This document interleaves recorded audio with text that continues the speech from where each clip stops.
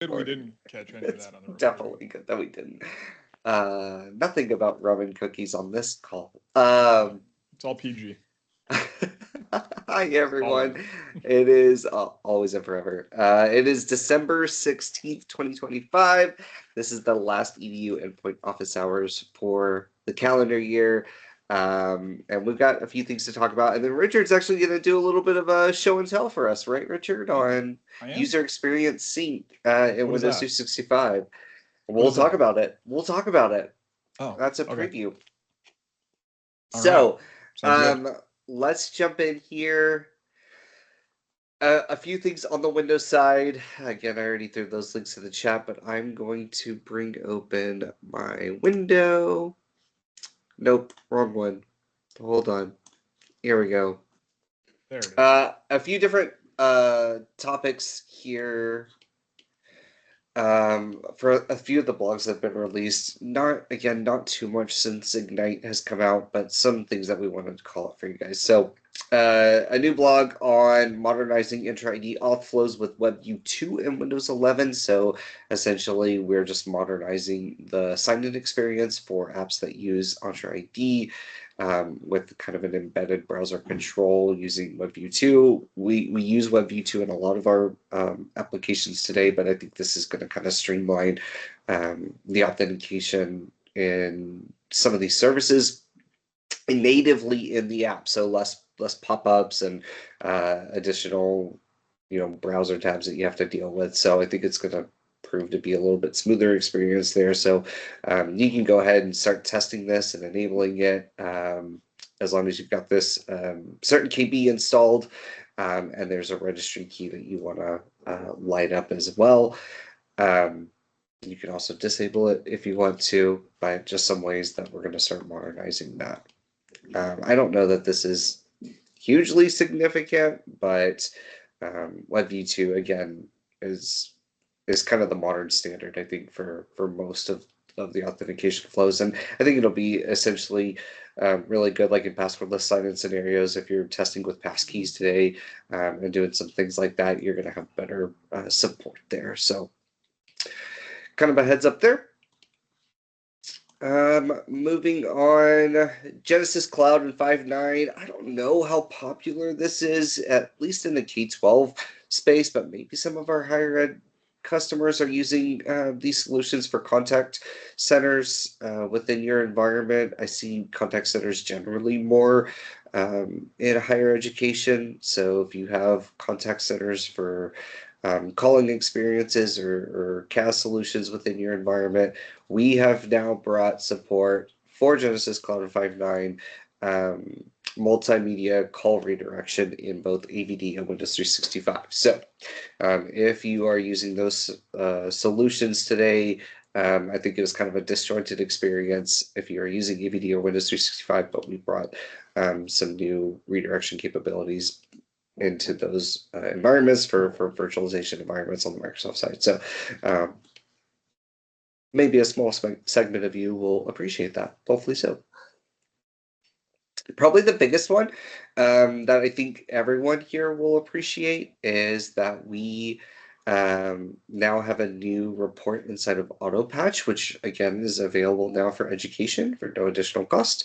Report on CVEs, so all the common vulnerabilities and exposures are now for Windows are now listed in a report inside the Intune console via this report. So I think it's great for getting information on the CVEs, the latest information on them. It tracks it for about the past 90 days, I believe, but it refreshes every 2 hours.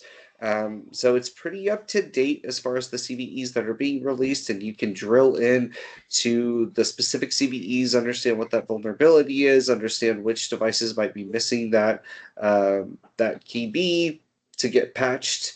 You can even click into those CVEs and see which devices are missing it. So um, I think that's going to be a handy report. I think we get this a lot, not just from the endpoint management teams, but the security teams as well.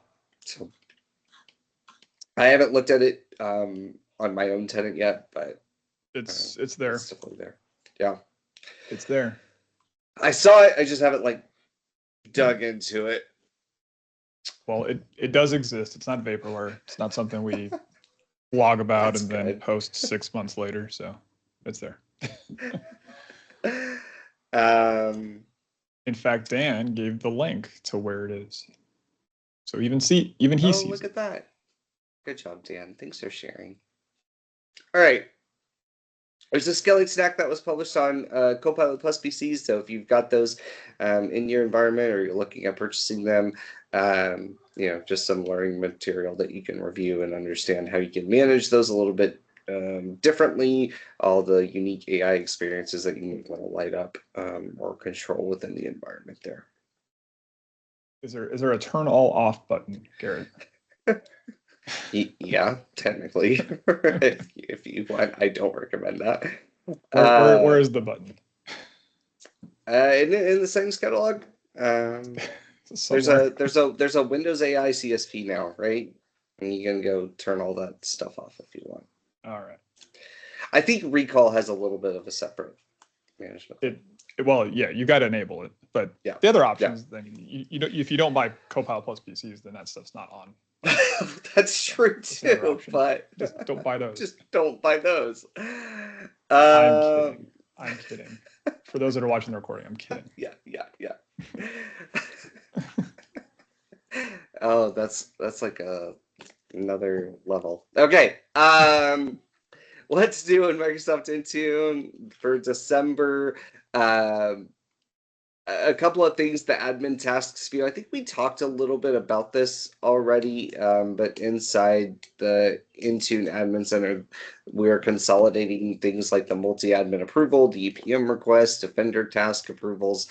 I think that's it right now into one kind of unified admin tasks experience. We kind of highlighted that at Ignite, but that's now available in the console, so you can see that.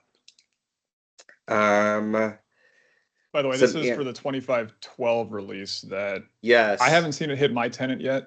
I'm not sure if anyone else sees it. If you go to tenant admin, I don't know if anyone else sees it. I usually am last just for whatever reason. When I looked at it too, I didn't have it earlier, but I can double check really quick.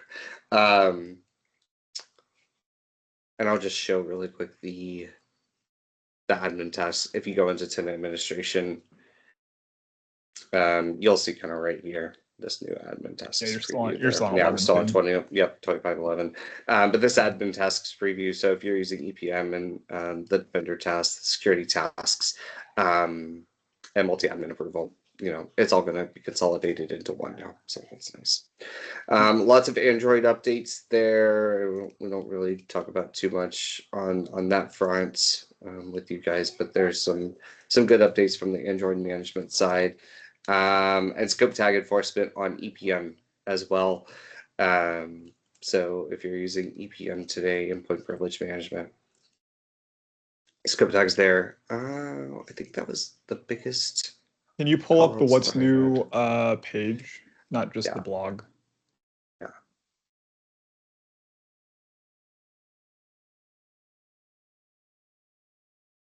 And anything new? So I didn't see. Yeah. Acme protocol. I think that's a big deal on the Apple side of things. Oh, the certificate management. Yeah, for the automated certificate management environment. So that we're including that support as of. Let's see. What do you mean support? Like as of the? Well, no, we're doing that in. Yeah, I was looking at the different versions, but we're doing that in place of SCEP. So Acme provides better protection than SCEP against unauthorized certificate issuance through robust validation mechanisms and automated processes. So, so that's new for those of you that are doing Apple management. What else? We've really doubled down. Lots of good stuff on the Apple management front. The new setup assisted screens, that's also highlighted in the blog, available for iOS and iPadOS and macOS automated device enrollment profile. So if you're using ADE in the environment or Apple School Manager, you're going to see those updated screens as well, which I think is a good thing. Good on December 1st. Yep. Scarecrow's browser managed by You talked about Intune. this last time. Did I? Oh, Well, is it? This is maybe the MAM. it This was is the MAM stuff, right? I think it's yeah, the MAM stuff. yeah. We talked about this with. There's a blog that's posted by the Edge team that we highlighted a couple of weeks back about the new mobile application management support for Edge on Windows, and you can now utilize Edge for Business. In tandem with the Edge for Business service to apply those MAM policies to Edge to make it a secure browser. So there's some great documentation out there. In fact, I was even helping a customer earlier this week with this, and in the M365 Admin Center, in the setup configuration policies, we now help walk you through how to put all the right conditional access policies and the MAM policies in place to make Edge a fully secured enterprise browser. Endpoint DLP as well is included in there if you're using Endpoint or Defender for Endpoint. So yeah, I know we talked a little bit about this. Is that in one of the guided scenarios? Yeah, the guide scenarios, in the setup. Pull those up. I was gonna because say, I don't know that a lot of people are aware of these, and I know that I've walked through these in the past, but in the past these weren't very good. They have gotten a lot better if you're trying to set up something. Yeah. I can remember how to get there. I have the direct link if I need to, but it was somewhere in here. I may have had to search for it. I think it's these advanced deployment guides. And they break them up by categories. I can't remember if it's under security or device Intune Admin Center, troubleshoot, and support guided scenarios. Well, that might be another way of getting there too. Yeah. Let me see.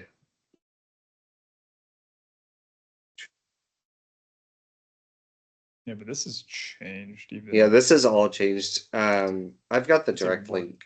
Hang on, let me get you the direct link. Just a second here. Because there's one like how to configure MFA, right? Like, what am I supposed to do for that? And it would go through like all the different steps. Yeah, there's like one for deploying Office, and there's lots of different ones. Copilot setup is now a big one. Oh, it's the M365 Accelerator. Yeah, so I'm close. Here, the secure enterprise browser with Intune. And so these actually walk you through this. So if you review this, you can see, here's the next guide, all the prereqs that you may have. So validating your licensing, assign admin roles, environment readiness, user and device readiness, and you can click on these and you can see things like, we need the Edge version to be 120 or later. Device enrollment. Devices need to be enrolled with MDM or registered with MAM if you're doing MAM without enrollment.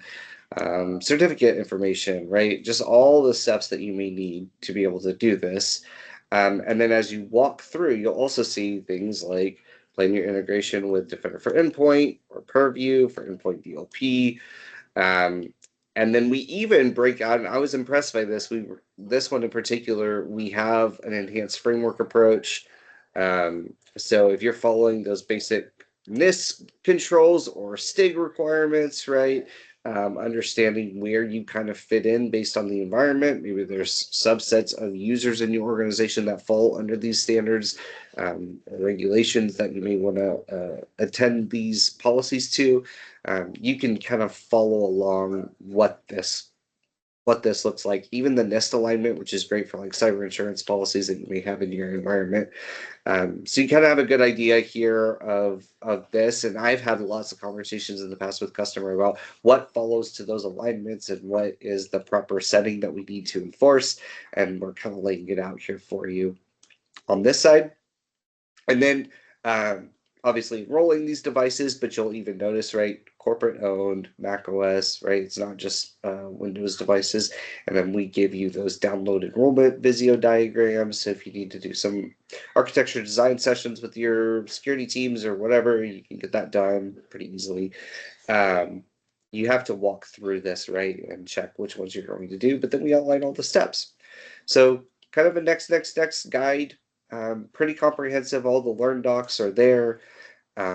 Recommended add-ons here, right? Again, yeah, we can light up Edge as a secure browser, but we'll do better if you have cloud apps, if you're using the Edge management service, and if you're using the Authenticator app along the way. So, right, you can then plan for additional components that you want to layer into your deployment.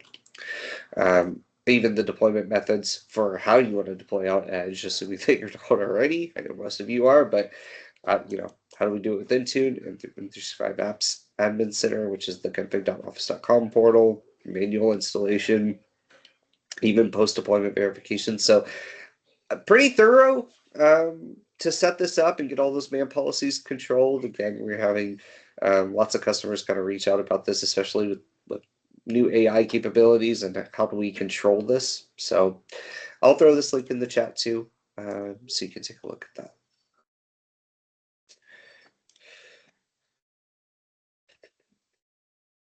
Yeah. All right. Our back Hold on, I'm jumping around. I know. I'm jumping around here. Oh, Todd. No, our back guy. I had a whole conversation with the product group about RBAC.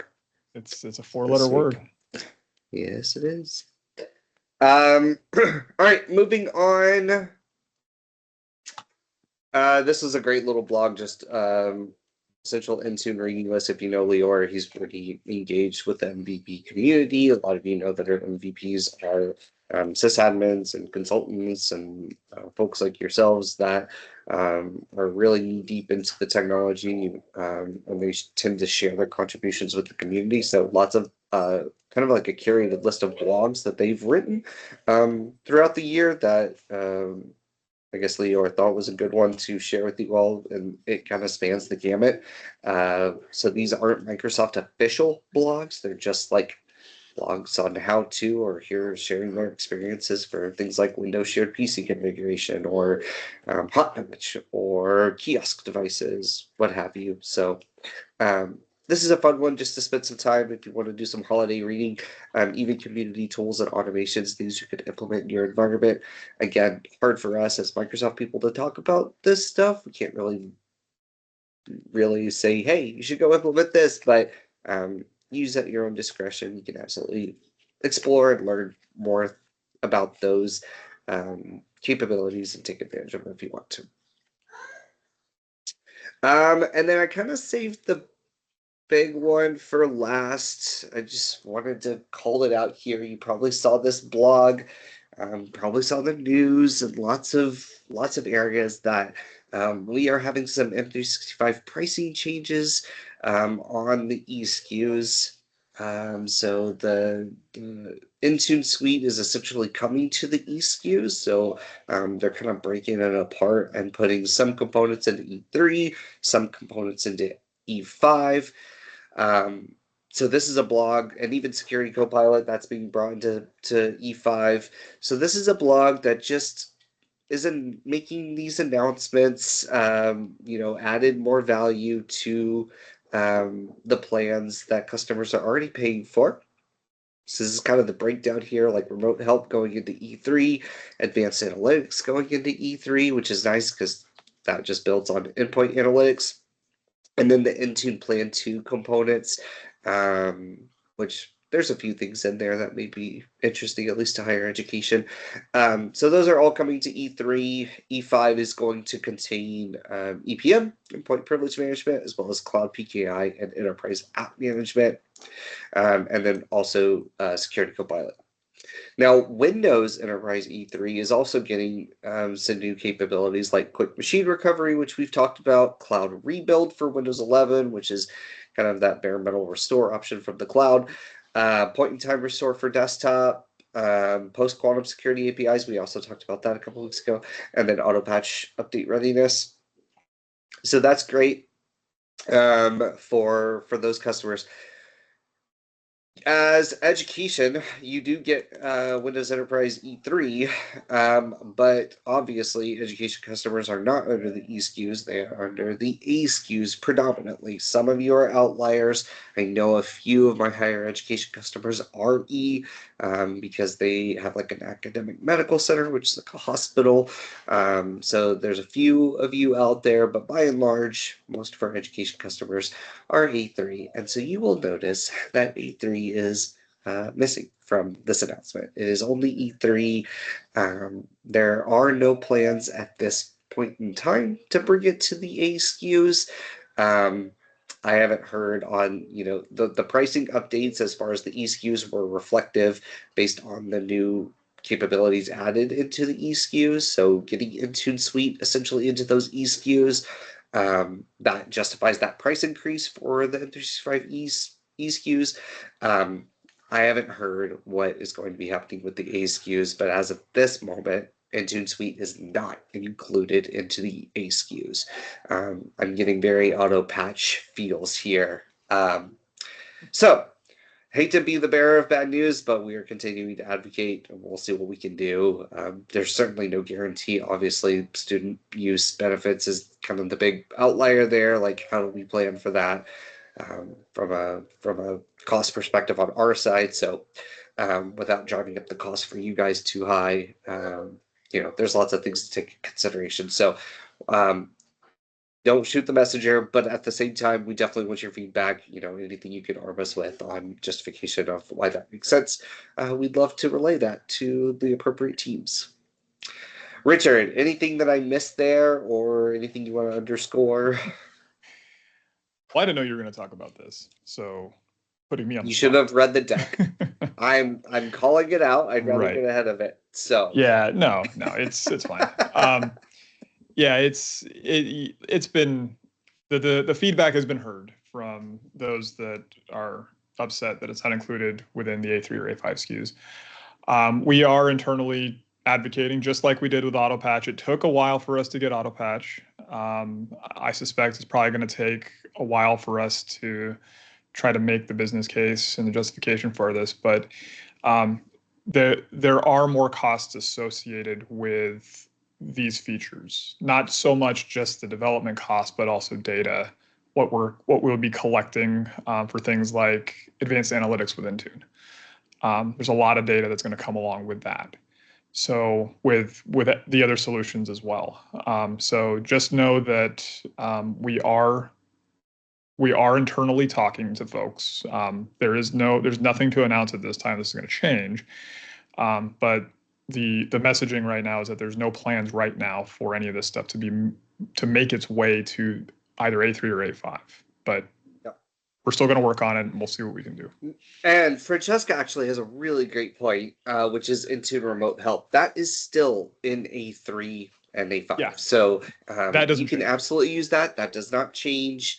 In fact, your question, Francesca, about why unattended support for Windows devices was put behind Intune Suite, that's just capability of remote help that is on target, on track for January 2026, as listed in our public roadmap. So that should still be included. I don't expect that will be put behind any paywall or additional paywall for you guys to be able to leverage. I fully expect that to be there as part of remote help, and it's included there. So you should be good on the remote help front.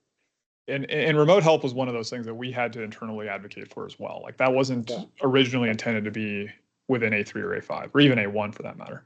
Yep. So so we're still advocating. We're still trying to fight for it. So we're not going to give up. But business planning, finance, everyone way above myself or Garrett has said no to A3 or A5 on these features. But again, we're working on it. We'll do what we can. Okay, now just for a quick laugh, because I know you all like this. Yeah. If you're using System Center 2025, update rollup 1 is now available. Hey, so you can't laugh. You can't. This isn't a laugh. There are people that actually run data centers. I do know. That's why I'm like, hey, this is great. I used to run a data center. If you're a SCOM if you're using SCOM or DPM, service I had to manager. patch servers on like Thursday and Friday nights, like sitting in a data center, logging into servers. So I know the pain that folks have to deal with here. Yeah. So good stuff here. If you're still using those, it's definitely here. But here's where the real laugh comes in. I thought this was hilarious. If you are using Skype for Business Server, and you essentially have the extended support for Skype for Service, it is important to know that there are no security updates for December 2025. You're welcome. Thank God. That I get December off. Yes. I get to take the month off. You don't have to patch your old Skype for Business 2015 servers this month. Next month, how about my link you'll servers? have a bigger update. But how today, about my link servers? I got to update my link servers? No, your OCS servers. I just thought, I saw that and I was like, that's hilarious. Like, they have to report there are no updates because they said, I think we're going to make an explicit update related now. So even if we do not release anything for that particular month, and here is your explicit announcement. I'm thinking so. It's very legal. It has legal written all over it, but CELA's probably all on these guys. Like, you gotta put something out there. I thought y'all would have joined me. So can I have Copilot? Like, can I schedule a prompt? Like run an agent that puts my blog post out for me? Yeah, exactly. Like just have it like look at the folder where we would put our payload, and if there's no payload in it by a certain date, then just go ahead and make the blog post. Yep. Let's do it. Yep. Okay, that's what I got. So, time's up for me, Richard. I know you want to talk a little bit about UES. So maybe you can explain what UES is, because we like acronyms. Yeah. What an acronym is. UES. UES. What's US doing today? That's use. It's like uses, guys. Uses.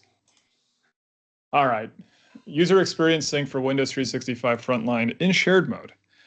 I guess before we talk about that, though, Garrett, I'm going to bring your fancy schmancy deck up here. Garrett loves making decks. He's like a big deck guy. So if anyone needs a... I don't use them as much as I love creating them. Yeah, well, Garrett makes them and I use them. So it works. It works well for us. But in talking about Windows 365, for those of you that aren't aware, and Garrett leaves while I'm talking about his deck, but it's okay. I'm here. My kids are loud. They're screaming. We can't hear them. So you got some good noise canceling.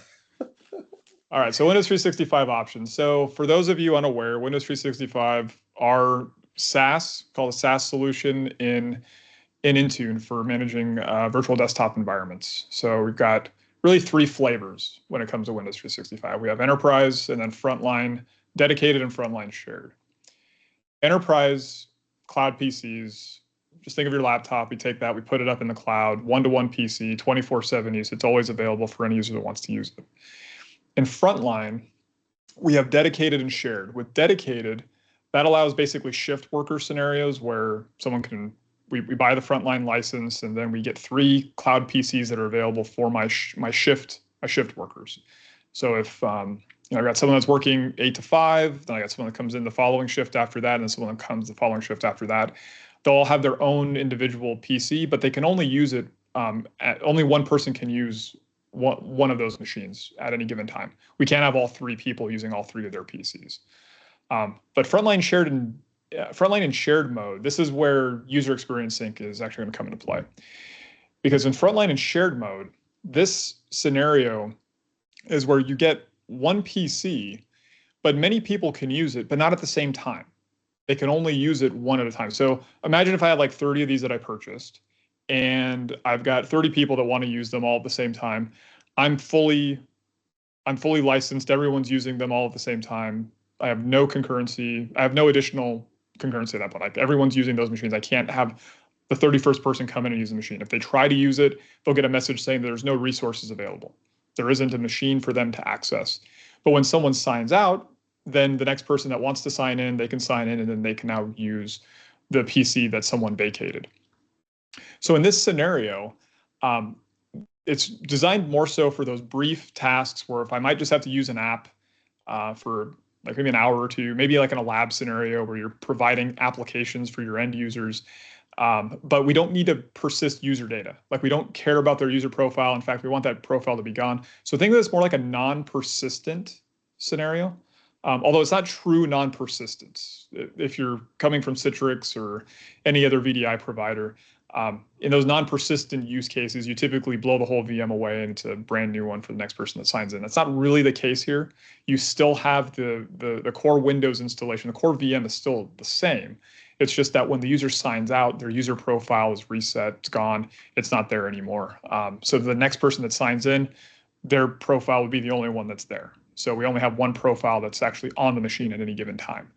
And it's important to understand that because that's where user experience sync comes into play with Windows 365. So because in these scenarios, if I didn't have the user profile, then every time they sign in, their application settings or whatever that was in their profile before is gone. So they don't have access to the things that were there before. So if they set something up, like if they opened up Edge and they went to a bunch of different websites and they had their tabs and everything were already there, and they sign out, they sign back in the next time, all their tabs are going to be gone. So to them, there's like, well, that experience kind of stinks because they're not getting the same experience every time on the machine. So what this means with user experience sync is that I've got, just minimize that. So I got the doc up here that basically shows and it kind of explains how the user experience sync works and all of that. What I wanted to show though is storage, because when you buy a Windows 365 Cloud PC license, you're buying a SKU. So in this case, we've got 10 Cloud PCs that have 4 vCPUs, 16 gigs of RAM, and 128 gig disks. But the way that the storage works with these user profiles is that it's actually separate from the VM storage. So when I have 128 gig disk, that's what I have just for my C drive. But my user profile is actually a separate VHD or VHDX file. And that in that VHDX, I need different storage. I don't actually use the same storage that I have for the Cloud PC license that I purchased. So the way that this works is that we actually pool it together. So if you buy 10 licenses, then you've got 128 gig disks on each of those. Well, 10 times 128 gives you 1.28 terabytes of pooled storage. So that pooled storage can be divided up for each user to use for their user profile. Now, Richard, is that a separate cost for that pooled storage? There's no additional cost. No additional cost for the storage. The storage comes along with the service. So you're getting additional storage on top of the storage that you're already paying for. So we've got some limits, quotas, and some other stuff here. I'm not going to go into a lot of the details on that right now. But EDU customers wouldn't know anything about storage limits, right? No, of course not. But what I do want to call out is that what we're storing is what's in your user profile. And that includes your user settings, application data, registry files, personal files, and folders. But there are some things that are excluded out of that. So in your user profile, as you know, there's an app data folder. Inside of that app data folder, there are a number of different things for applications to use. And we're not going to store your non-roamable application data. So things like the things that would be in like your AC, system app data, local cache, temp state, app data. Those things that are for the individual packages will not be stored because they can't be roamed between different machines. There's also non-roamable identity data that we won't roam as well. So for the most part, the stuff that's not included is very limited. What we do store is pretty much your entire user profile, more or less. And so how this looks in practice is that when we create a new provisioning policy in Windows 365, if I want to create a brand new Frontline shared VM for my students to use, let's say that this is a lab scenario, and I've got a bunch of apps that I want them to use. So I need to make a shared PC. Could be some users that might have, they don't have access to the Office apps. Like they might be using, I don't know, they could be using Chromebooks. They could be using some device. Maybe it's a low-powered device or something that just can't really do what needs to be done. Could even be like things like ArcGIS. Like ArcGIS is probably going to require a much larger VM than what I just talked about. Like it's going to probably need a GPU enabled device, but you have a bunch of different apps. So we've got a Frontline shared, and then I've got to decide my join type. Am I going to do Entra or am I going to do Microsoft hosted network? The best experience is Entra join through hosted network. We can hybrid join if we want. We can even use our own Azure network if we need to connect back to on-prem. But in my student scenario, I don't really want them connecting back on-prem. I'd like them to just be all in the cloud, keep that separate from the stuff that's on-prem. So in this case, I've got Entra joined, I've got hosted network. That's perfectly fine for my use case. I'm based in US West, so I'm going to build this all in the US West, West US 3 region, and I'm going to turn on single sign-on. I'm going to use the gallery image because I'm going to have Intune deploy down any applications that I need, although I could create my own custom image if I want. And with that custom image, I can include my additional apps if I want those as well. Now for my language, PC naming, I can do all that if I want to, but what I want to focus on here is our user experience sync. So this is a new option, just got lit up in most tenants within the last couple of weeks. And this is where I can start to specify the storage size. Now, by default, we list this at 16 gig. But what we have to understand, if we go back to our image here, I've got pooled storage of 1.28 terabytes. But I need to do some math to understand what I should set this value to. Because if I've got 10 cloud PCs at 128 gigs, I've got 1.28 terabytes of storage that I can use. But how many people are actually going to use this VM? That's the question you have to ask yourself. How many people, or actually not really just this one VM, but really this whole pool that I'm going to be building. So if I'm building 10 VMs, then I can only have 10 people using them at any given time. But if I'm making a lab, I might have 30 people that are going to be using at any given time. And so I've got to think, okay, well, for what I'm going to be doing, can I get away with 4 gigs for their user profile size? Maybe, maybe not. If I'm doing Teams, most likely not, because Teams installs in your user profile. And so Teams might actually use like maybe 1 to 2 gigs of space just for what they use for their user profile.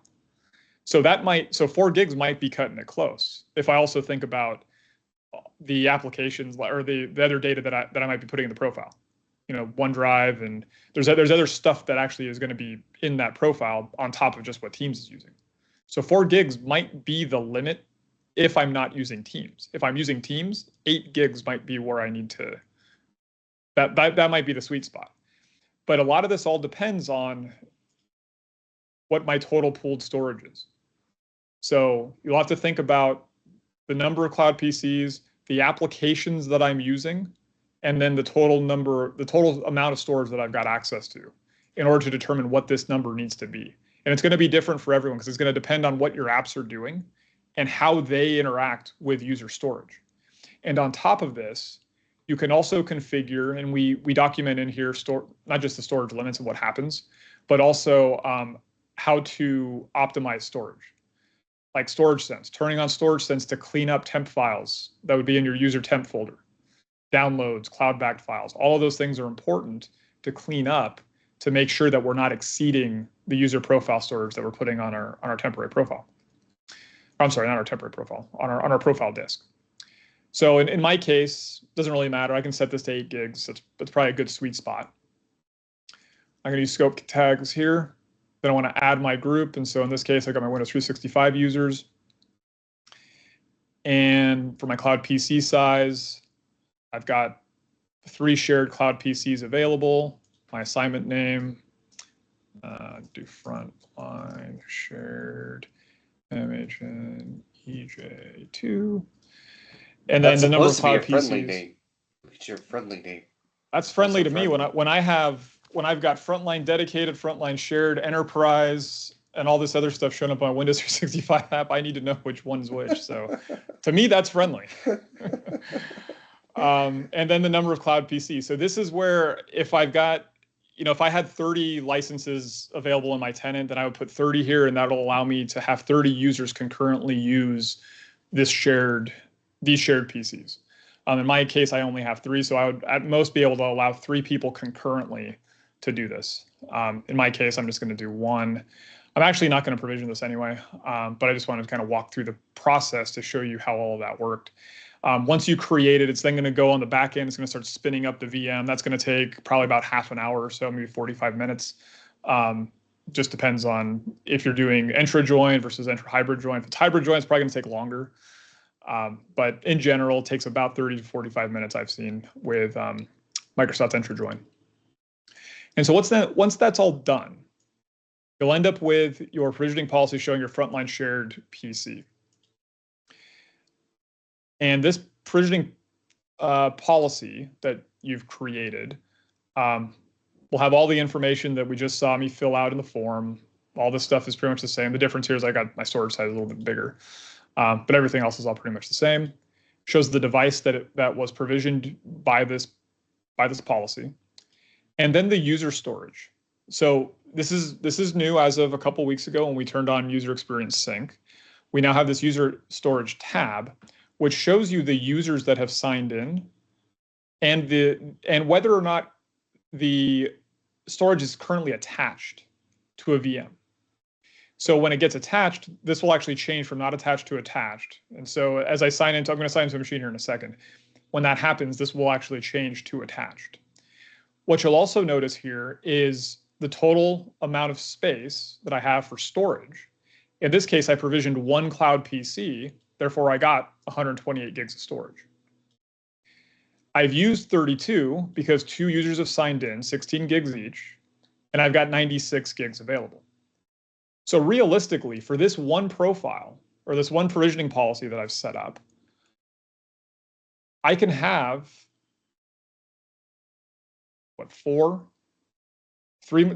more users, yeah, 4 more users sign into this machine. And then I'm done with my storage. Yeah. So 16 was probably too large for what I was doing because I'm not going to have enough space if I want any more users than that. So I need to think about what my concurrency is for the users that I'm going to be having use this pool of machines. So again, make sure you get that number right. If you don't get it right, you can resize. Go into here. And you can resize it if you want. So if you did too big and you want to shrink it down, you have that option. If you want to beef it up if you need to, you can do that as well. So once that's all done, it's all been set out, we can then go and sign in. And so I'm going to sign in as an admin because we're going to actually take a look at what this looks like on the VM itself and where we have, and how this is actually using FS logics. So if you're using AVD today, and you're using multi-session, you're probably using FS logics for the user profiles. And so with that, you're most likely, you're using Azure files for FS logics. And so you're managing the VHDs that your users are using to store their user data. We don't actually have the capability to investigate the user profile data as an IT admin. Like there's no location for you to go and inspect the VHD files and go get that content. That's not directly available in the Windows 365 console. But with Windows 365, a lot of that's just kind of done behind the scenes, so you don't really think too much about it. But the data, though, on the device itself, you can actually mount the user profile VHD. So as you can see here, I'm on my C drive. I don't have another disk. I just only see the C drive. Everything that I've done, though, prior on this machine that was in my user profile is already there. So for instance, if I open up Edge, I don't get the first run experience. I don't get anything. I've got the tabs that I opened before are already here, even though this user profile is brand new. It recreated this profile. But these tabs are already here because my user profile is on a separate VHD that is already synchronized my user experience. So if I want to see what's in that VHD, I can just mount the disk. It's pretty simple. Let's go to disk management. Right click on the cloud profile, change drive letter, and then we're just going to mount it. And so by doing that, I now see my cloud profile using my account. and I see the amount of space that's used and the total size of the disk, 15.9 gigs. They're shorting me by 0.1, but yeah. So I've got my profile here, and if you've used FSLogix before, some things are going to look a little similar, or familiar at least. Apex packages.json, profile list.reg. These are the registry values from FSLogix. So if I open this with Notepad, we'll just see that I've got my profile list, and you'll see FSL profile flags. And so the way that this is working is that we're actually using the filter driver from FSLogix to handle how we're using user experience sync. And then also in your VHD, you have the profile itself. So this has all been redirected. And this is where this is exactly what's being read when it's attached to the VM. This is what's being read for your user profile. What you'll also find is Teams. Teams, I'm not going through the first run experience on Teams. Teams, all the Teams data, because it's stored in your user profile, all of that still roams around with you. So Teams is working. It's all optimized. All I did was just use the gallery. I'm not even deploying Teams, and it's all been set up as I would expect. As I mentioned, Edge, my tabs, everything all kind of come along with me. So everything is all just kind of self-contained within the VHD that we're attaching for the cloud profile. Now, what this looks like behind the scenes here. So if we look at just going to go to services real quick. So we go to services. What you'll notice is that there's no FSLogix services at all. If you scroll through here, you won't see them. I looked all over to see how deep FSLogix is tied into all this, and it's really not. You're not going to find any services. You're not going to find any group policies or any local policies or anything from FSLogix in here. What you will find, though, is that there's a new Cloud Profile Agent. Cloud Profile Agent, this service maps to Cloud Profile Agent, and then there's an executable that kind of sits in here. So the Cloud Profile Agent ties into this .sys file. And if you look at it, this is the FSLogix redirection filter driver. So this driver gets added to, it's a filter driver that's installed on, it's installed through the Cloud Profile Agent, and then that is what the Cloud cldprof.exe is using to basically do the redirection of your profile. So while yes, it's using FSLogix in some capacity, it's not actually full-on FSLogix. So if you're thinking, hey, let me use my same policies and settings that I might be using today with AVD, you won't really be able to do that. This is a completely separate thing that we're leveraging some of FSLogix, but it should really be thought of as something completely separate from that. And so now if I go back and I look at Windows 365, and we take a look at what we were looking at before with storage, what we should see is that my profile is now attached. And there it is. Now, if I'm a standard user, if I were to sign out of this machine, sign back in, and this will take a moment because it's got to sign out before it'll let me sign in with a second user. But if I sign in with that standard user, I won't be able to do what I just showed you. Disk management won't allow me to mount the profile disk, so they won't be able to see what's actually in there. But aside from that, the experience for really any user, whether you're an admin or just a standard user, shouldn't be any different. You'll see the same kind of things that I just showed. The only difference is that because they're not admins, they won't be able to mount that profile disk. And so anything that you might be doing today to prevent students from doing things like running apps, running PowerShell, CMD, all that kind of stuff, you can still control all that stuff the same way. So let's switch to the student account.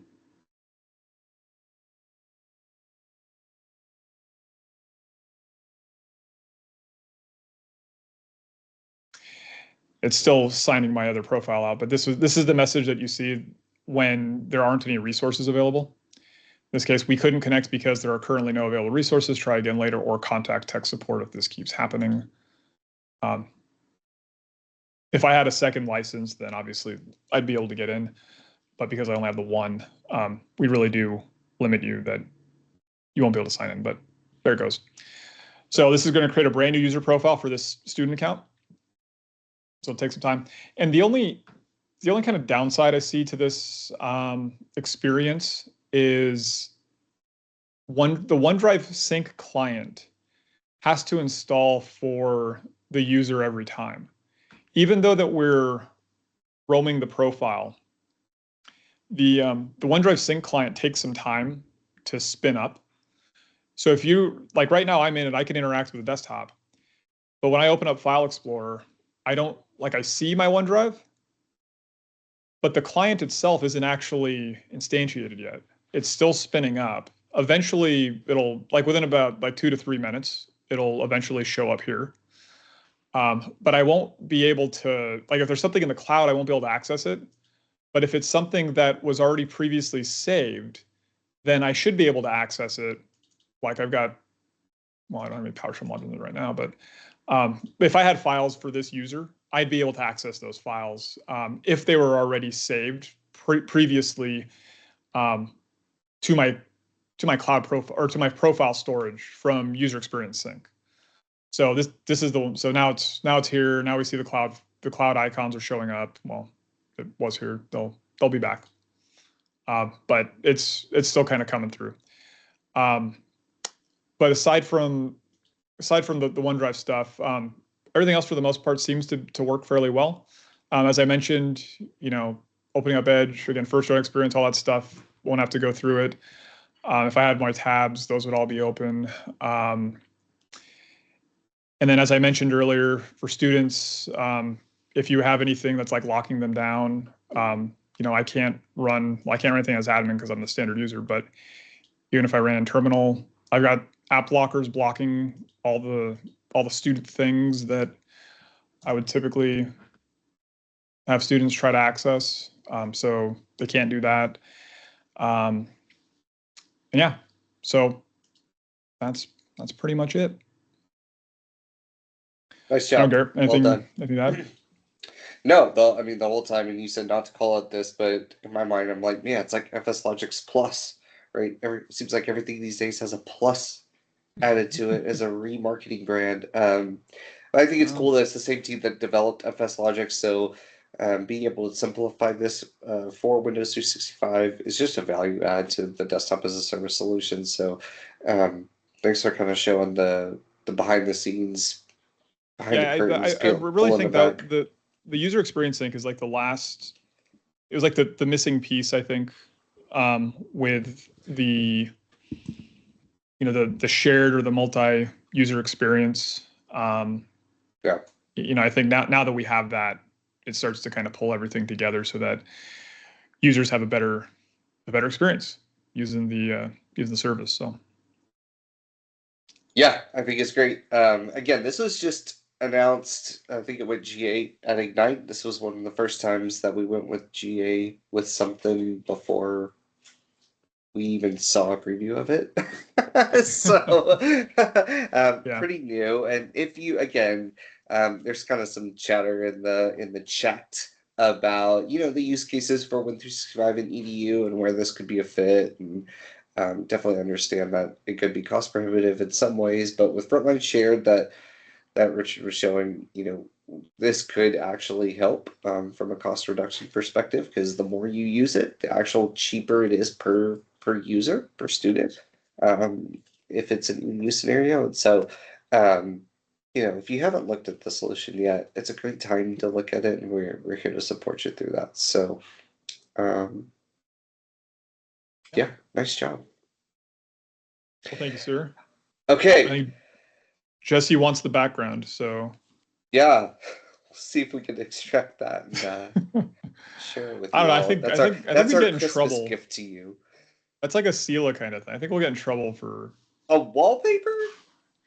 You never know, man. There's weird things. weird things. We'll see, Jesse. Things happen. Buy a Windows 365 license and then get it yourself. Buy one license, and then if you want to copy it yourself, get the cheapest one. It's like $40 a month. Then drop it off your renewal. Just enough time for you to extract that. It's a $40 wallpaper. Yeah. I'm sure that'll get approved. Okay. Thanks again, Richard. So that concludes EDU Endpoint Office Hours. Again, happy holidays to you all. Thanks for, joining us so reliably every session. We're always usually around 60 people. We definitely appreciate y'all joining, taking the time out of your day. Hopefully you learned something. Hopefully you get something out of it. And wishing you and your families just a great holiday. Get a break. Hopefully you can rest and relax a little bit, and have a very, very happy new year. And we will see you in January, I believe. Yes, in January. I just don't know if it's January 6th or if it's what is that? 7 days after the 6th, the 11th. I don't know. Math is hard. Anyways, we'll see you guys. Well, it's not the 30th. It's going to be the 13th. It's the 13th, January 13th. There you go. January 13th. That's when we'll see you. Okay. All right. Happy holidays. Take care. All right, thanks, guys. Take care. Merry Christmas. Happy New Year. Happy holidays. We'll see ya. Bye.